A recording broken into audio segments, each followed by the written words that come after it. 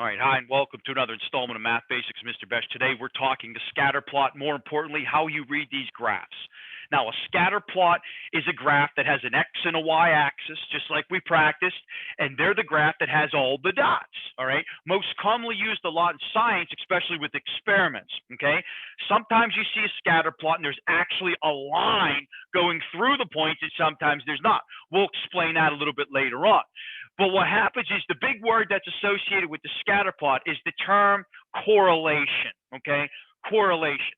By definition, correlation is a pattern or a trend that you actually see on the graphs. Some of these graphs have a pattern or a trend, and there's usually three types of trends that you get talked about. The trends are negative correlation, you got positive correlation, and then some of these graphs have no correlation at all. So please allow me to explain the differences in these correlations. If you look at my graph over here on the left, okay, I go through and I read this. It's basically talking about the fans attending a girls' basketball games. Now, we all know the further and further away these games are played from where you live, less and less fans tend to come. And if you look at the X and the Y axis, the X axis is how many miles that fans actually travel to go to these games. And if you went over to the left, okay, you looked at the y-axis is telling you how many of fans actually attended. The bottom line is every one of these dots on this graph represents a game. Every one represents a game. And if you take the dot and go straight down, it tells you how far away that game was. And if you go straight over to the left, it tells you how many fans traveled to go to that game. Now, if you look carefully at the points, if you read the graph, and all graphs are read from left to right, if you're reading this from left to right, you're noticing that your points are going down from left to right. So now what's happening is this is referred to as a negative correlation. Anytime you have a graph where your points go down from left to right, this is an example of negative correlation. If I go over to the right-hand side and look at the other graph goes like this.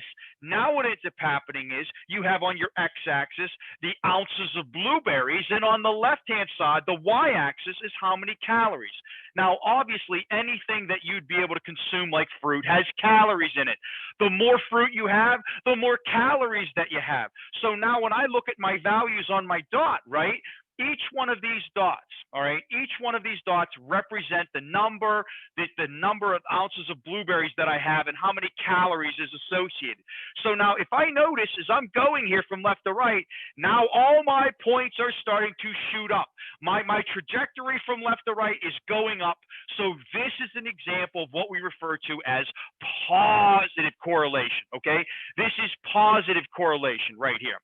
And then an example, I got another picture here. It's not either one of these two graphs. Look at the one right above here. Here's an example of a graph, a scatter plot, that absolutely has no correlation at all. Check this out. This scatter plot's interesting because the x-axis and the y-axis are two different teams. They're playing games against each other. So every dot is a game that you see on this graph. And then what you do is if you go down from the dot, you determine how many points the Tigers scored in that game. And if you go to the left of that dot, you figure out how many points the Lions scored in that game. So you can determine from this graph, you know, how many wins the Lions have, how many wins the Tigers have, and or, hey, did the teams tie? Matter of fact, if I look at this point, there's one point in particular that I like right there. And if you notice, if you go down, the Tigers scored 4, and if you go over to the left, the Lions scored 4. So this game right here represents a tie. But if you look at the points, there's no pattern. There's no rhyme or reason. They're just all over the place. Sometimes the Lions played better. Sometimes the Tigers played better. Sometimes the games were close. Sometimes the games were not so close. So the moral of the story with this type of scatter plot is this scatter plot has absolutely positively no correlation, okay? Not a positive correlation, not a negative correlation. It has no pattern. It has no trend, so it has no correlation. So if I go back to the ones that had positive correlation and negative correlation, another thing that comes up that you need to make sure that you understand about the scatter plot is a lot of the times you need to create what they call a line of best fit. A line of best fit, or sometimes it is referred to as a prediction line. All right. Some scatter plots already have them baked in. Sometimes they don't. If you don't have a line of prediction already part of your problem, it's real simple to create one. Okay. What you want to do is you want to try to draw a line that goes through as many data points as you can hit. And if you can't hit data points, you want to have as many points above it as below it. Now, you're not always going to be exact, but you want to be close. And that line needs to go in the trajectory of your correlation. So if you got negative correlation like we have on the left, our line's going to be going down.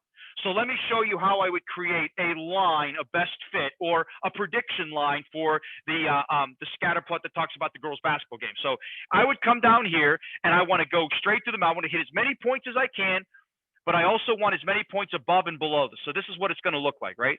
I would come down, I would do one of these. So now I got this trajectory like this, right? And now if you take a look here, I got 1, 2, 3, 4 points below it. I got 1, 2, 3 points above it. And I went through about 3 points. So this is an example of a prediction line. And I'd say, well, why do you need a prediction line? Why do you need a line of best fit? Well, because if you have a line of best fit, then you can answer questions that come later on down the road by making predictions. For instance, I could ask you the question and say, well, what about 28 miles?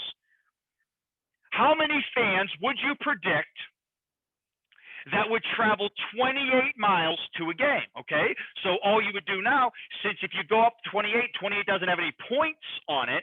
If you go up here, whoop, right up to this, and then right where I'm at right now I can use that line to make a prediction. And now what happens is when you travel 28 miles, you're probably looking at about 440 fans. So this is what you do, and this is why you create that, because now you can make future predictions based on using that line. So that's another reason why they refer to it sometimes as the prediction line. But make no bones about it, this is called the line of best fit. And if I were to create one over here on the graph to the right doing the same thing, all right, remember, it has to go through here. And how do you know? Well, when you have 0 blueberries, you have 0 calories. It only makes sense. And now what happens is when I take my line and I go straight up through there and I strike, I hit a couple of them, and notice very close, very good prediction line.